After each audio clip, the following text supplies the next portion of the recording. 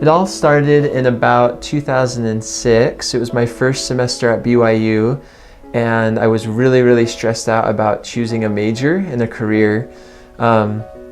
So I looked into a bunch of majors. I read like a couple dozen major academic plans, talked with people, prayed a lot, and basically I just felt strongly I needed to look into broadcast journalism. And then that following couple of years, as I started pursuing that path, I had some feelings that there were some sort of video related projects that I should be involved in. So for about the last year or so, I've been thinking about Lifey, which is the name of our project. And so we offer free video life histories for anyone who can come to our studio in Provo. Currently, we just have one Lifey Center, which is here on University Avenue, close to the library. We're just trying to create free video life histories for as many people as possible.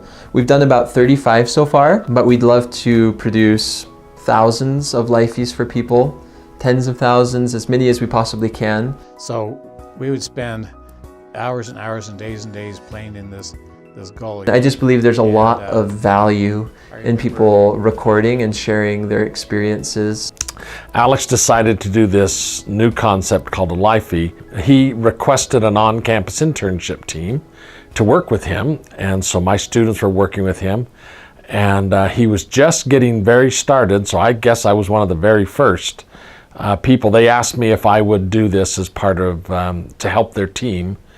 Very straightforward, very easy to do. Show up, you just start telling about your life.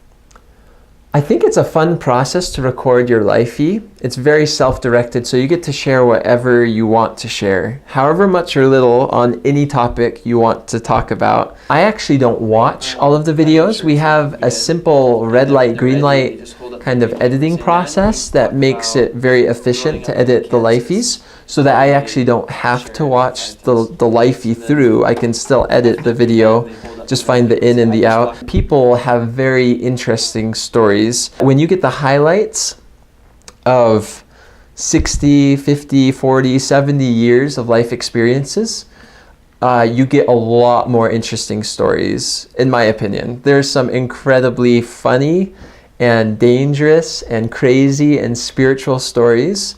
We had one grandpa who came in and he did a Lifey. His Lifey, after it was edited, was 99 segments, and it was more than 6 hours long. Grandparents have the best stories, I swear. Going to school at elementary school, was it? Funny stories, like there's stories that will make you cry and make your heart break. There's stories that will inspire you to greatness. There's stories that are just funny. It's fun because when you do it in video format, you can capture their personality versus just like a written history. So for me, I think that's where the most value comes in, is being able to capture and save these precious memories from your grandparents and parents or other relatives that you have. Only about 10% of communication is in the written word. Then you start bringing in inflection, tone, facial expressions, body language. All of these other things make up the 90% of communication. So if my children and grandchildren and great-grandchildren are only reading the written accounts, they're only getting 10% of who I am. But when I can give them my impressions, my expressions, the way I respond, the way I look, the way I talk, the inflections, my laugh, the different things that happen as I tell the stories, that's going to give a completely different view of who I am, and a much richer context to that life history for my descendants. So personally, I chose to film my very own Lifey so that I could, record my insights for my family for generations to come.